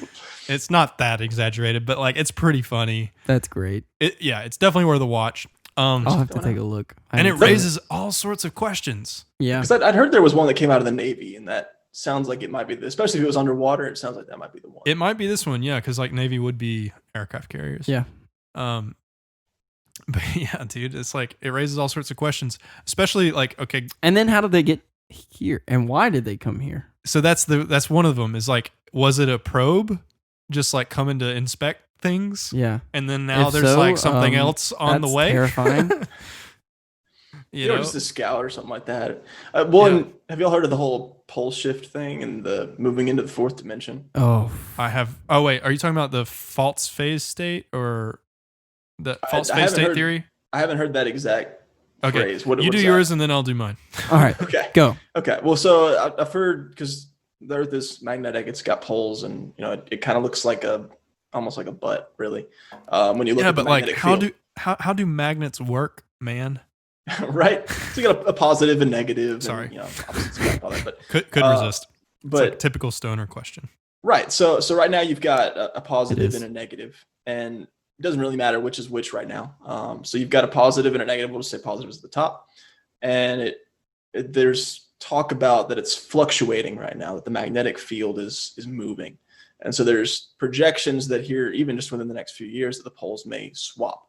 Yep. And they're saying that there's a precedence that this has happened Have previously. you not heard about and this? No. There's all kinds of atmospheric things that happen when that happens. Because I mean, Aurora Borealis, right? The northern lights. There's also Right. the southern lights, and those are a result of the magnetic field and things Yeah. in the atmosphere that are. Yeah. It's kinda what's the interact. result of the sun shooting a lot of I feel shit like at that would us. be like you wouldn't even be able to recover from that though, because there's so many migratory species which rely on magnetic fields. So would it just like fuck destroy a all these lot of shit up. ecosystems? It would fuck a lot of and shit up. and that's the concern. So people are saying that this pole shift's going to happen, and that there are aliens that normally live in the fourth dimension that because they're in the fourth dimension they can move down, right? Any Yeah. third dimension can go to second and then first. So they're saying Right. they can manifest themselves in the third dimension to us so that we can converse or react however we want. But that Like, lose their mind. Why would they care Right. though? well, so there's this. The theory is that there's essentially good and bad fourth dimensional beings, and that they're giving us warnings. And some are saying, like if you join the dark side, we'll make sure you're safe. And others are saying like join the fight, join the good side, and we'll try and protect you. But we're trying to move people that have good ethics essentially into the fourth dimension, and the pole shift is the way of doing it. This is so Complete baloney in my head, but it's really Yeah. interesting. It There's definitely no way it's one of those that you pole hear it. shift would possibly move anything into the fourth dimension. It's just magnetics. Yeah, no, yeah. Well, it's a timing thing. It's not necessarily Yeah, I one don't think causes that's- the other. It's just that they're going to use this catastrophic event to basically hit the He's saying reset. that the what you're fourth saying. dimensional beings would help us get into the fourth dimension To somehow. avoid getting wrecked by which I would say, so like a lot of people would say we're already in four dimensions because of time. Like time would be our fourth, and then Okay, well, so fifth. so yeah, fifth, whatever you want to say. whatever, yeah. yeah. But so that's so weird though. Like, Yeah. and I mean, so here's the North Pole's actually moving. It's moving towards Alaska, I think, or Okay. towards. It's moving some direction at like 4 miles a year. wow, okay, weird. like- It sounds like a lot, and then I'm like, oh wait, the Earth's big. So oh just yeah, like, yeah, so Yeah. relatively speaking. yeah. But so what that makes me think of is like the volcano under Yellowstone. Oh Oof. jeez. So like the prevailing theory, and I may be wrong on this, but is that the magnetic field around the Earth is caused by massive amounts of hot metal sort of revolving in the Earth's core, and then I that's think like we think it's iron. yeah. I think that's the theory. I thought it was just like I think they just It could generally just be say it's metal. just like heavy yeah, metals. Just because heavy metal. And heavy metal. Black Sabbath's down there just being like, yo. Yeah, that is so metal, dude. Corn's down there. Yeah. But so then if like, Yellowstone, the volcano is getting ready to blow, then maybe that We're could cause a fucked. pole shift, dude. Yep. That'd be fucking wild. Yeah. Yeah, I don't think people realize how fragile the Earth is. Dude, if Yellowstone goes, the entire continent will be wrecked. Fucked. Like people don't understand that. Yeah. The United Like- States is like, Parts of other continents will be fucked. yeah. I mean, I figure Russia even is going to see impacts because spheres, right? So Right. it's gonna spread out. Well, The we'd safest also, place would be like in the center of Africa yeah. because Yeah, it's I like, could see that. yeah, I mean, that's like 2000. What's that movie? Or like India, or 2012. somewhere over kind of that area. That basically like the the 2012 opposite. Yeah, the as far 2012 away as movie? you can get from. Yeah. But I think somebody actually did some like analysis on like the currents and stuff in the ocean, and like they were like all of the Somebody ash, did. the resultant ash from if Yellowstone blows will follow these patterns, and then it turns out that some areas that you think would be safe aren't. I love people. Typical doomsday. Somebody prepper. sat I think down there's and just also figured the- that out. The idea that like it would cause just like a nuclear winter almost. Yeah, like ice age again. That's Yeah. well, yeah. That would be the least of our worries because of the amount of ash that would be in the air. I think like you wouldn't be able to breathe. It'd be And Plus, most we've of- all got masks now, so that's a Yeah. plus. I guess. It would change the enter coronavirus. It would change the pH of almost all the soil on the North American continent, yeah, which would ruin all the and a vegetation, lot of the water. which would probably kill all the kill all of aqua life and plant life. Oh, that's a vicious cycle right there. Because there goes all your oxygen too. Because like, I think it what would- is it? it would 70% probably- of oxygen's from the ocean. How much of the population do you think would just Immediately, not immediately? No, all of it, all of the North American continent, I think, would be extinct. You immediately. would have to, you'd have to, not immediately, but you said not immediately. Oh, okay. I Well, you just clarified you- first, Dylan. Well, you said it so like confident that I thought you meant like No, like right away. no, not right away. Okay.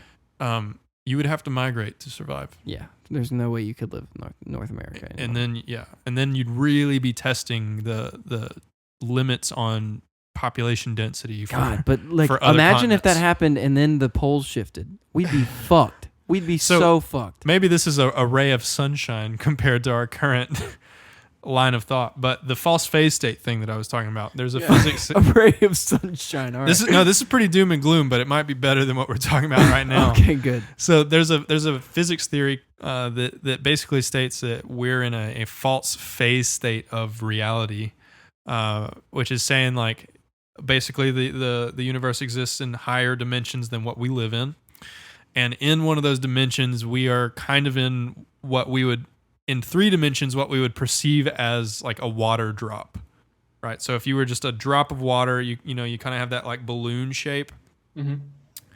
Or upside down balloon shape, like teardrop, and that's like being stretched and stretched and stretched, and that part Did you sent yeah, me this? I put this on Instagram.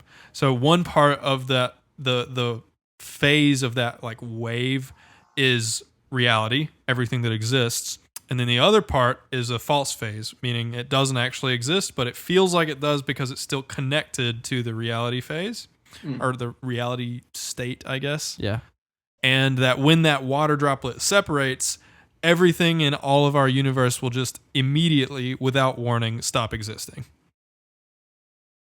I mean, that'd be better than like Yellowstone blowing up, Yeah. because then you just wouldn't know. It's such a strange theory. Like, I mean, we're kind of on crackpot theories anyway. We are, definitely. And I don't know how you could prove this, and I don't even know the rigor of the math or Well, the your physics behind it.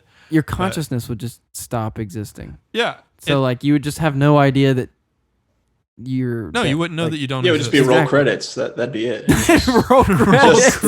Just in the middle, just like you're having a conversation and just like, okay, that's it. You're just I eating don't a know if bowl I of ramen, and you're like, Yeah, but I mean, if you're a Bond film, there wouldn't be any because the credits are at the front, you know? Oh, yeah. Ooh. So just fade to black. Andrew with black. the snapback.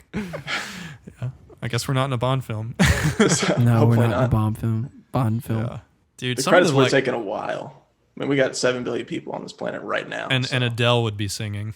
the whole time, it just never ends. Hello. Yeah. That's it. Dude, some of the Bond gadgets are hilarious. Like ejector seats. Yeah, those are pretty great. Like, how useless. Is that I do we want actually some. have those in like cockpits of airplanes or anything like that? Oh, we have them in airplanes. Yeah, you have them in jets. Yeah. For 'Cause like, I mean, that makes Like sense. fighter Then you jets. just put a parachute on the back and yeah, save your yeah, life. no, Yeah. totally. That's totally useful there. But I mean, in a car where you have a ceiling, Not Like- useful at all. Maybe you got a T-top. You have to prep a little bit. Maybe You gotta. he's got a T-top. it just sounds like such a like Yeah, Bro, well they in Too Fast, Too Furious, they have ejector seats. Yeah, Have you seen that? I haven't. You haven't Wait, no, Is I this have, like I number have. The 11? second Fast and Furious. Yeah, Yeah. we're on like, It's like the Rocky movies. We just don't even know when they're Yeah. over. and Rocky it's, V. well, it's never gonna stop. That reminds me of. They always come back. Every time somebody makes a movie, 15 years later, somebody comes else back, is yeah. like, "Hey, let's remake this movie." I thought it was done. I mean, the actor died. It's like, okay, well, we're gonna CG him to the No, end. no. And They then it was kept like, no, going. we're just gonna keep going. yeah. They kept going. Yeah. And they'll It's keep like- going. In the Star Wars movie, the most recent one, I think it is it Tarek? What's the guy's name? Starts with a T. General to something. He's like real ghastly looking. He's like very skinny. I have no idea who you're talking. See, like the main bad guy that, spoiler alert, gets like cut in half at the end. No. Okay. No. Wait, in the most recent Star Wars movie, Yeah, the most recent one. Okay. He's in it. he's He's a good guy. Huh? Is he a good guy? No, he's on the dark side. Oh, okay. But he just like this real old skinny looking guy, and he died. He's in the original. He's I in know A who New you're Hope talking as about. well. And he died, and they just like CGI him in the new one, and you can barely tell. Like you can barely tell it's not real. Oh yeah. That's so It's nuts. wild, dude. So now we're in a point in history where like there's no reason that like there's no reason that like Brie Larson can't be Captain Marvel forever. Right. Well, that's the. Well, there's Carrie Fisher. Yeah, Carrie She Fisher. died while they were filming. Yep. And then they And just she's in it. CGI'd her for the rest of the movie. Yep. Well, that's what the I think it was the FBI came out and said like the biggest threat of this decade is going to be deep fake. Deep fakes. Deep Yep. fakes. Deep fakes. Yeah, I can't wait for the first like Trump deep fake that's like an announcement. Oof. You know, What if it's where already like, happened? it may have. It probably has. I don't know. His hair is already so fake that I don't know. It's like that professor at MIT. When it looks real, you know that's fake. Exactly. That's when it's like, oh, his hair looks really. Wait a second. Wait. Hold on. That's His not hair really looks. him. It doesn't look very. But that toupee-ish. professor at MIT that was like, he was like, I'm gonna have Obama say a few words to the class, and this was when Obama was president, right? Yeah. Have you seen this video? I have not. We're like, yeah, it's an AI class, it's a deep learning class, and he but it's him. It's just the professor talking, but you cannot tell that it's Yeah. not Obama. Or you can. It's a little robotic. Like you're like, okay, that's The thing that gives it away usually is like, so it's micro gestures. So it's like little things that you do with your eyebrows, Yep. with the corners of your lips, with your nostrils. very subtle things. It's it's these tiny little human things that give away Yep. the deep fakes. But if you're not like trained to recognize them, which most people aren't, Definitely. Yeah.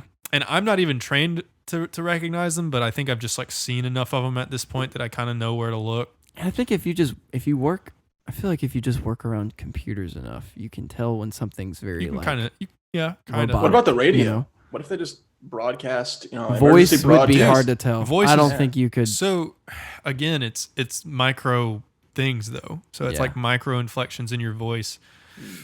It's rhythmic things. But voice would be much harder to tell than a video. It would, no, Much for harder. sure. They already have Melnet.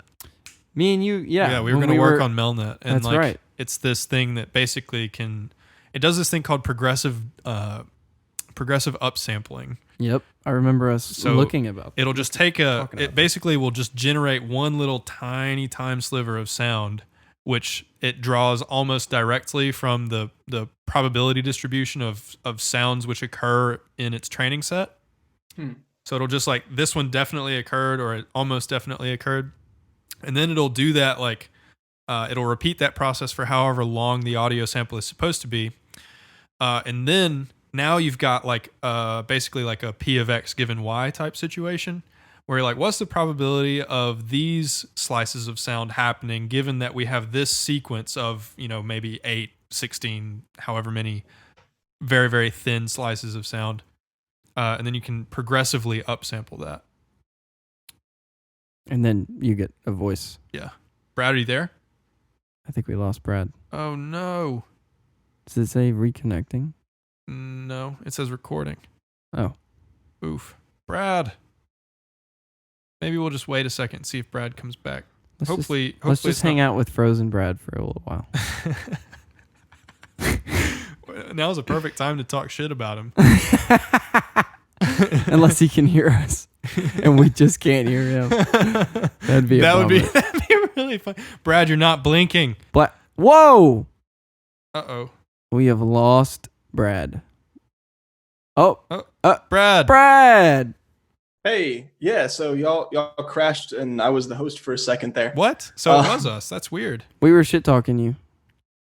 I mean, I figured. Well, you said something about probability curves and P of X given Y. So that's where I lost you. Well, yeah. So basically, like you've got a bunch of little slivers of audio after you've taken those samples from your training set.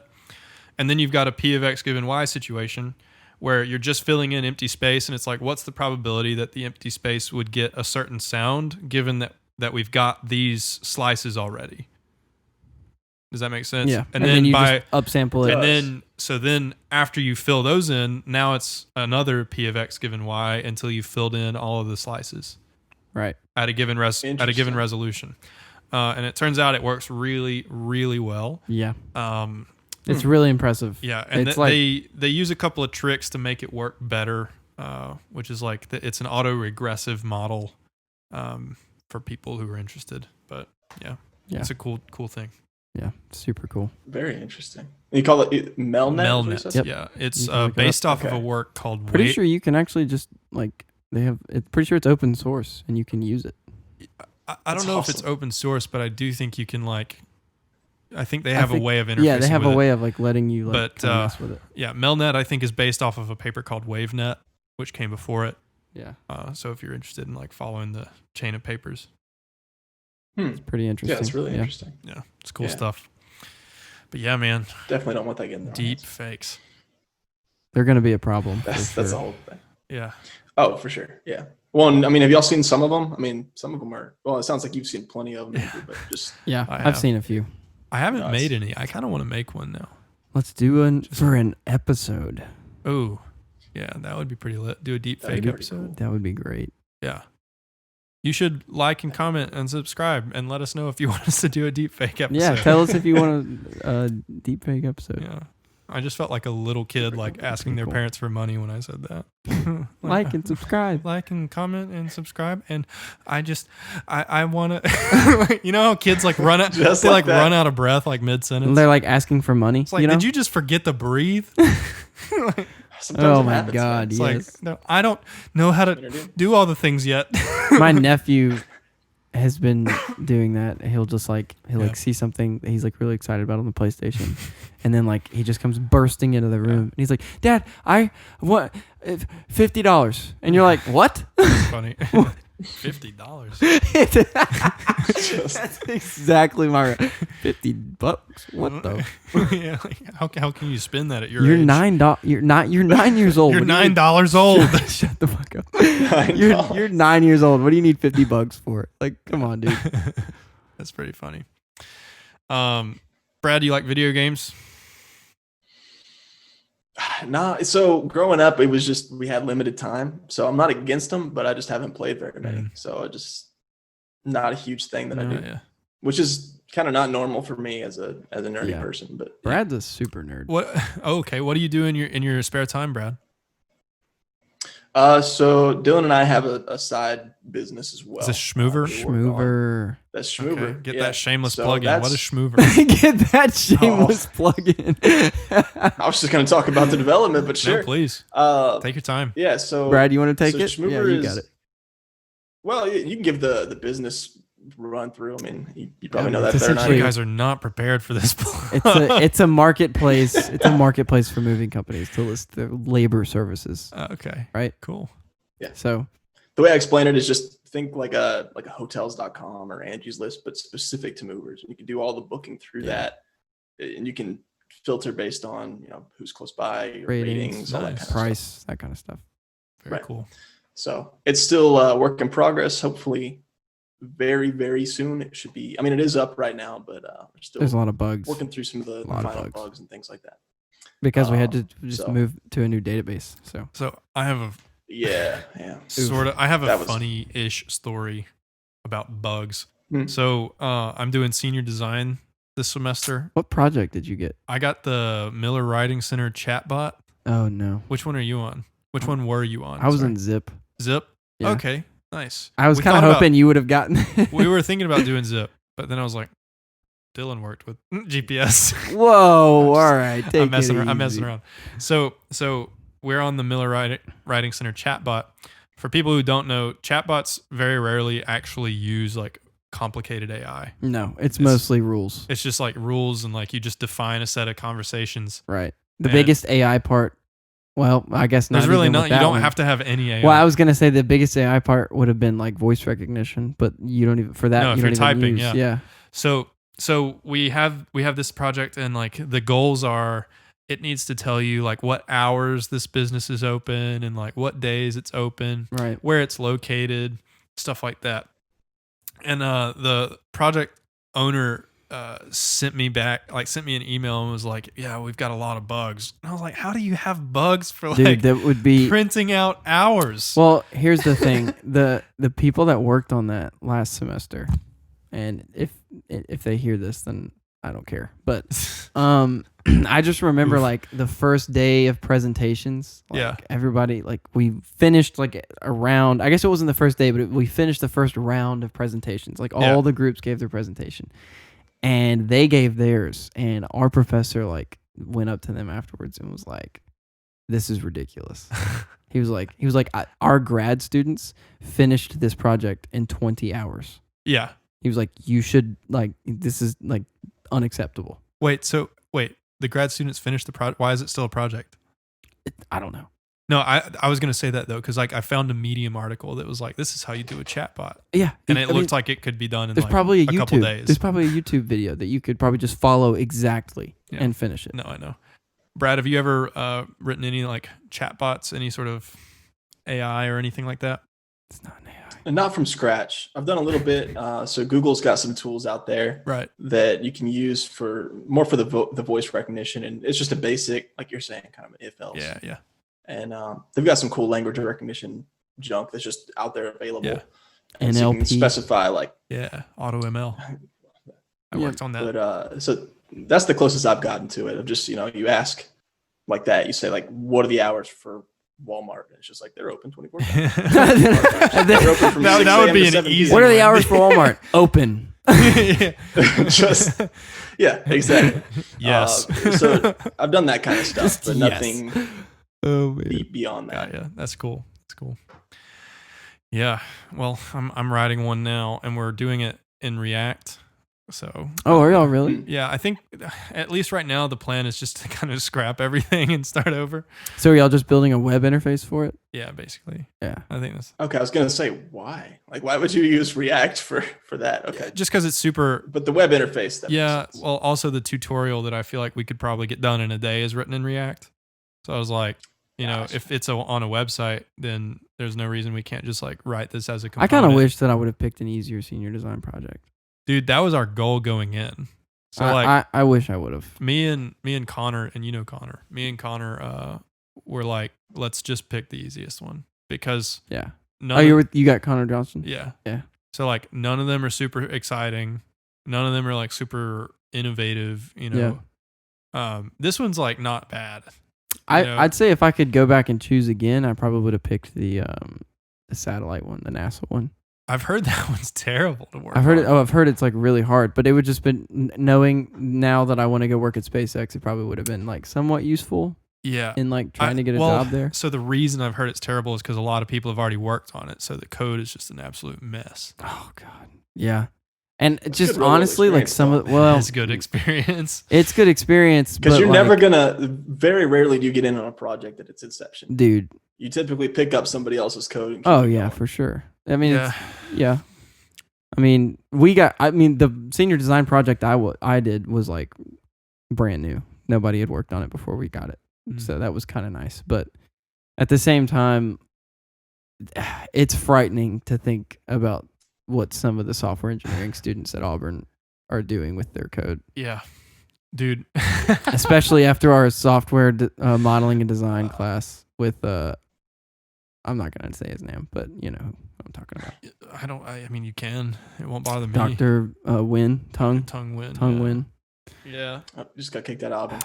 Too bad I He's graduated. done with I got my paper and it's at home. Well, okay, the class Bitches. the class in itself is just like so dumb. It's called software modeling and design, but literally what it is, Brad, is we It's a joke. we put together UML diagrams and data diagrams in PowerPoint. We didn't. No. He did in front of us. Well, no, he In made class. us like basically just regurgitate his exact diagrams Yeah. so you could basically like copy them and then change the colors of the squares, and he'd be like, "Oh yeah, that looks good." Yeah. And then, well, that was like that would be like one part of the class. And then the other part of the class was him like writing Java right in front of you. Yeah. And then like he would like fuck it up somehow and then be like, oh, and then like go back and like fix it or whatever.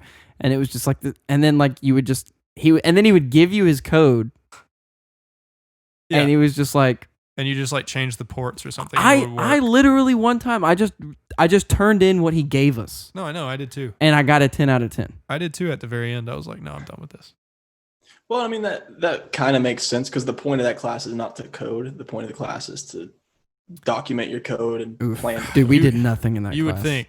You right? would think so. That's what it sounds We like. did nothing. No, I think. Oh, okay. Well, and the reviews reflect it, dude. Like Oh, all yeah. the student reviews are like, this is a waste This of is a class. a waste of time. A huge waste of time. Yeah. Because I mean, I've never used UML, but I think the principles of it are actually pretty decent. Because the whole idea is planning your project out before you write. Yeah. some No, code. I agree. Like being able to sort of design something is a skill. Yeah. You know. Right, but I think at least as like a programmer, the bigger thing is rather than just taking your first pass at the code, going back and refactoring and just saying like, all right, that works, but that is ugly as crap and it's not maintainable. Yeah. And splitting things into I would say like functions or, you know, senior design was probably more useful in that aspect for me, at least. Yeah. Because especially since like I said, we had a mobile app and it was completely untouched. It was brand new. Like there was a startup. And like we literally had to design everything. I mean, we pretty much already had the idea and everything like designed for us because they just wanted like an Uber app, but for golf carts. Mm. So Yeah. I don't know if I'm supposed to say that Interesting. over a podcast, but I'd like to flag a golf I don't know. cart. I don't know if please. there's like, What? I don't know. What? So if you Just trying to get be if you get careful really here. drunk About at saying the country Uber? club, No, not Uber. Like, An Uber app for golf oh, carts? shit. Sharing yeah, what you were- explaining like their idea. I don't know if that's like wrong, but like I don't think anybody's gonna give a shit. So Well, I think it's like kind of, isn't it public domain? Zip? yeah, I guess so. I mean, they're And I think it's like Auburn specific. they have like a website now. I think Yeah. too. So Anyway. it is So- Auburn specific for the Weird moment. though. So, Brad, what, and Dylan, you can talk about this too. What has been the most interesting part about starting a startup? Oof. There's been a lot of things that I didn't necessarily expect Yeah, I'd going say that's into the it. biggest thing. The biggest thing is we picked some technologies that none of us had any experience in. And I think we did it, and Dylan, you can agree or disagree, but I think we did it because we wanted to be current. Yeah. And we wanted to build something that was bleeding edge when we were Yeah. building it. Well, it was that, And- and I think I mean, it was like I don't know when we started it. It was just we didn't know anything when we started. We started Right. Well, and we when started with WordPress. You remember that? Right. I was about to say that. Dude, Yeah. Ooh. And it's honestly a yeah. startup. It's just like I mean, obviously we haven't really done much with ours, and like we're not like super successful or anything. But like the biggest thing about it is that like you just kind of have to accept the fact that you're gonna make some bad decisions. Yeah. And like Right. you're just gonna have to learn from them and pivot and keep Yep. going and like And that's been the biggest thing is I've learned how to learn. That's been a big part of it. I've learned good design practices and I've learned what it takes to actually make a business a business. Right. And none of that has to do with the actual company itself, but those are probably the biggest things that I've taken Yeah. from it. And I would say my perspective has changed even in my day job. Yeah. Because of that. Because now I look at problems differently. And I think it's benefited me in a lot of Yeah. areas of life. But that's been the big thing. I would also say that you don't realize what like everything that you actually have to like consider when you're starting a business. Like legal. legal stuff is a pain Yeah, in the that was a big ass. thing. God, it's a pain in the ass. Taxes. There's just like all these little things that play into it that you just have no idea until you get into it and you're like, fuck, I don't want to deal with this. Right. Yeah. Well, and even so, like you said, we started with WordPress and we kind of hacked it together, and It was mostly duct tape. working. There was duct tape. It was everywhere. just like it was. It Slap It some looked Alabama like Chrome a- on that baby. It's good. Exactly. It was Alabama like a Chrome. science project that a kindergartner put together, and like they got way too much glue on It was their a hands. gravity and it was form just- that we were just like querying the website with. It was bad. Yeah, and then it would pull in the database results, and that worked. And then we used jQuery to filter it, so you'd see everything, and then it would filter it down, and it was not scalable. Wow. Dude, So it was it was brutal. duct Brutal. tape. And this was my first real venture into websites because I mean I had done some stuff in Dreamweaver. I had done one or Dreamweaver. two actual Oh professional- man, what a throwback.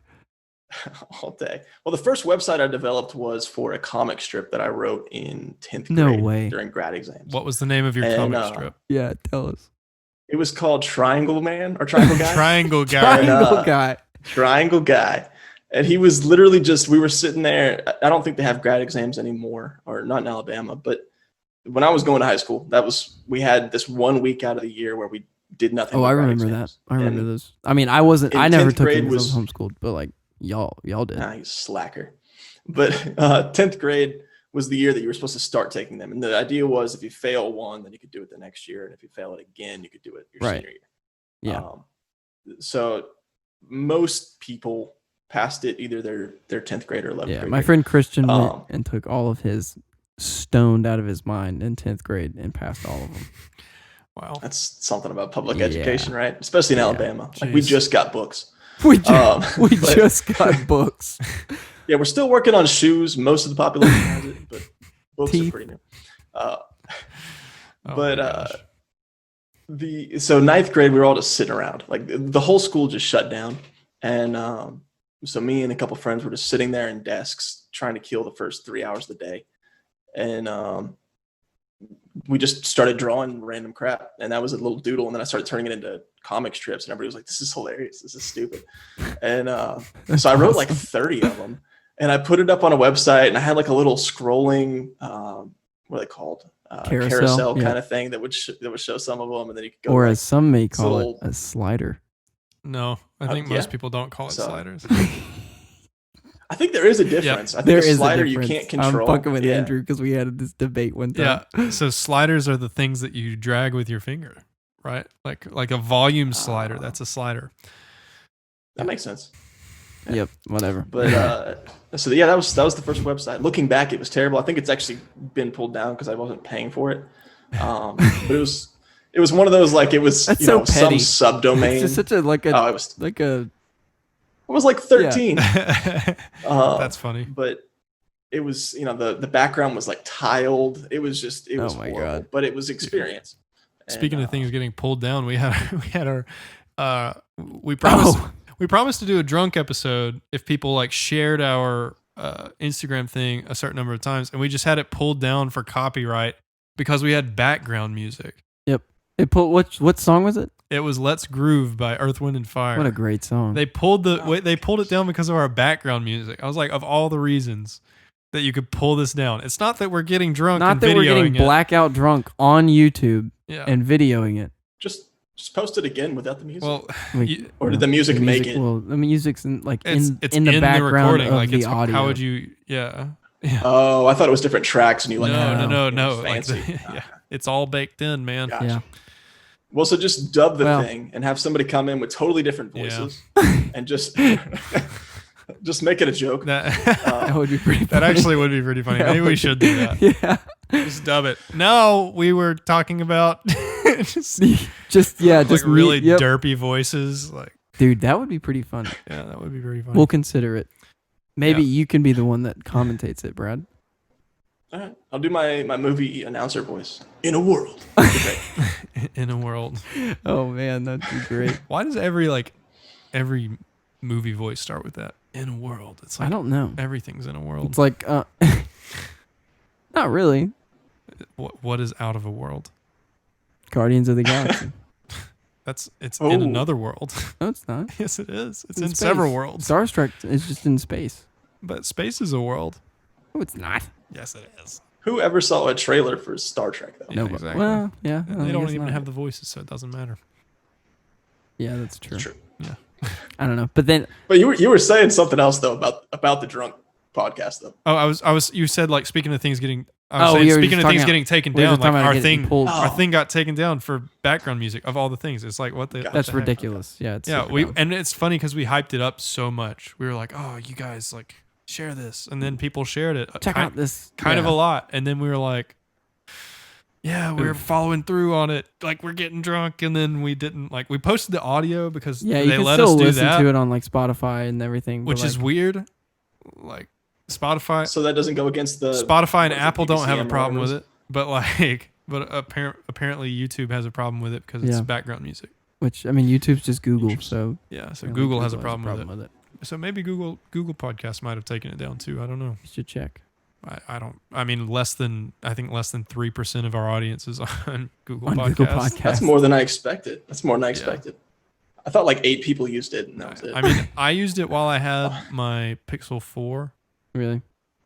That kind of makes sense. But though. yeah, it was because it was like on the phone by default. Like default. Yeah. So I was like, that makes sense. Those are solid phones. They are, and it's nice. Except for the Google battery. Podcast is pretty nice. I don't have anything against it. They have this feature where you can cut out all the empty space. So like if we were to pause, it'll just cut out all the silence.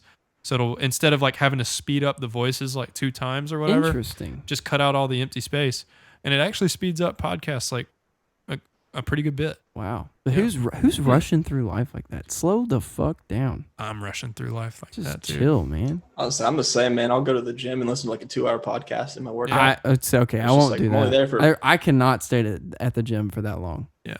I work out. No. I'll listen to a 2-hour podcast in like 45 minutes. You will? Oh, yeah.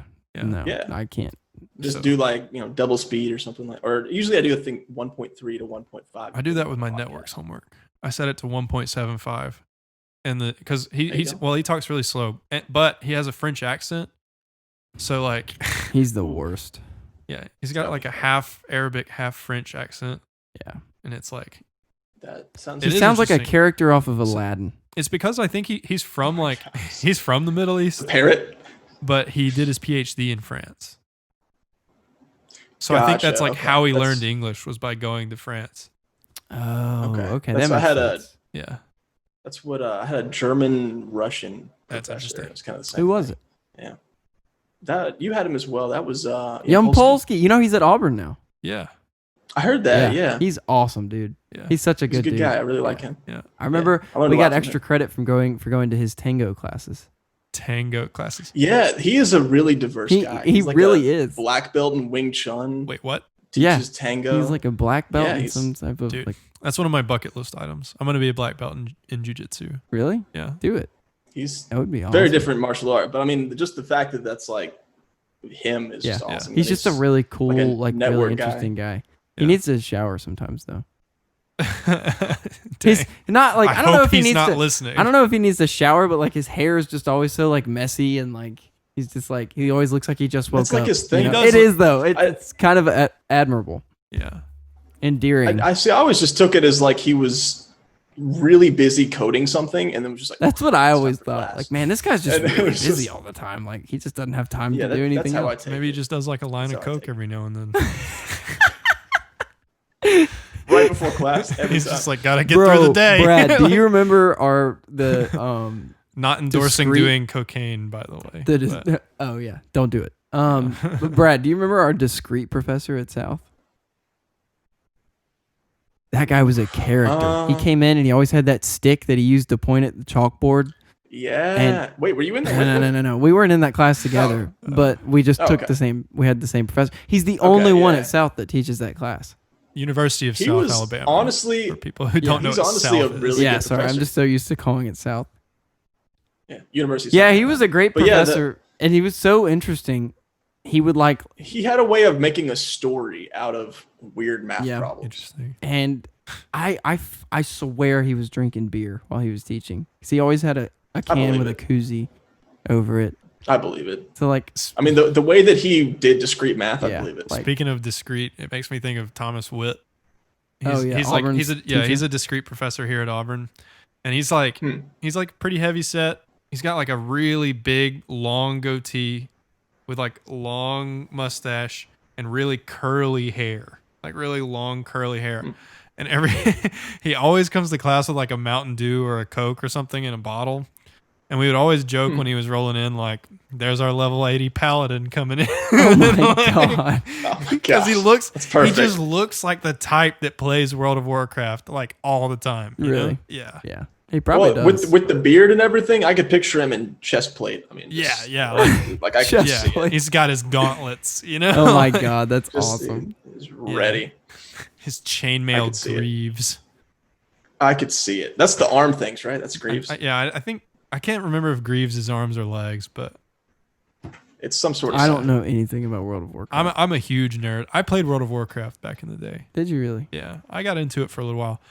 I was back in the Burning Crusade era. For those of you who know World of Warcraft jargon, I don't know anything. it's the best about era of World of Warcraft. It was like the golden age. Of course it was.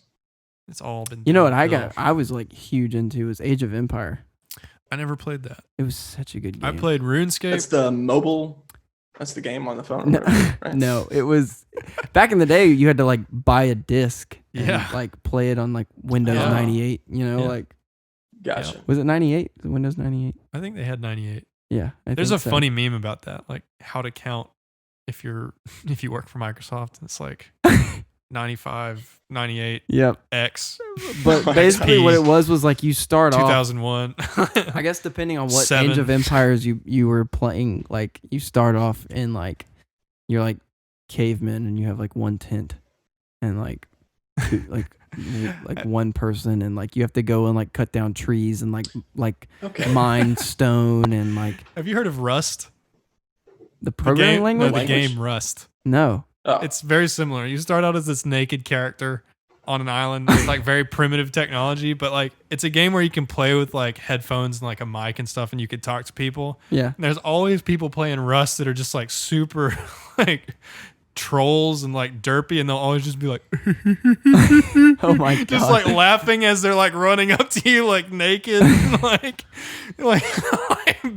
clobber you to death. Oh It's my such god. such a dark game.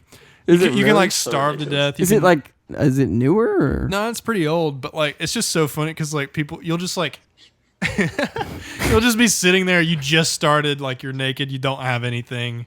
You find a rock or whatever, and then you'll just hear someone like that's like stalking you, getting Yeah. ready to kill you, and they're like and you can't see them, and they'll just be like, you know, just like kind of like starting to laugh, like getting ready because like.